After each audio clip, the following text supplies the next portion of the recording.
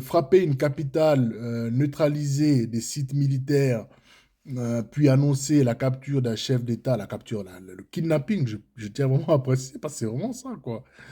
Donc le kidnapping d'un chef d'État en exercice, sans mandat international public, ce n'est pas une opération, de police internationale, c'est une sorte de suspension de fait, de facto, du droit international qui est aujourd'hui remplacé par la décision souveraine, d'une puissance particulière.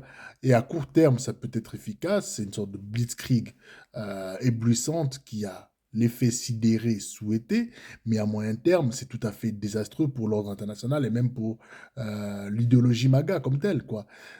Sur la stratégie, une victoire tactique, on peut dire que c'est le cas, mais c'est un échec politique. Même si Maduro, il est capturé, l'État vénézuélien, on peut dire qu'il n'est pas dissous. J'ai cru entendre, la vice-présidente s'exprimer à cette occasion. On peut dire que l'armée n'est pas non plus neutralisée, la population n'est pas acquise et l'histoire montre que le fait de décapiter un régime par la force extérieure, cela ne produit pas nécessairement de la stabilité.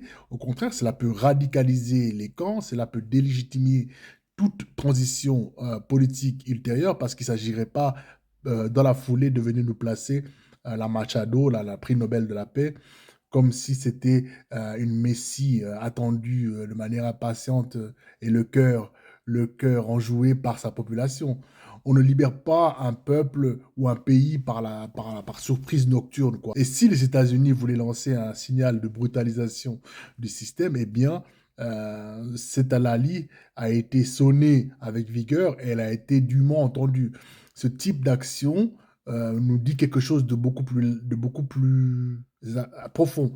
C'est-à-dire, les grandes puissances ne croient plus elles-mêmes aux règles qu'elles ont construites après 1945. Parce qu'à partir du moment où le droit devient optionnel pour les plus forts, il devient, je l'ai dit, hein, inexistant pour tous. C'est exactement, de cette façon que les systèmes internationaux entrent en phase de décomposition avancée.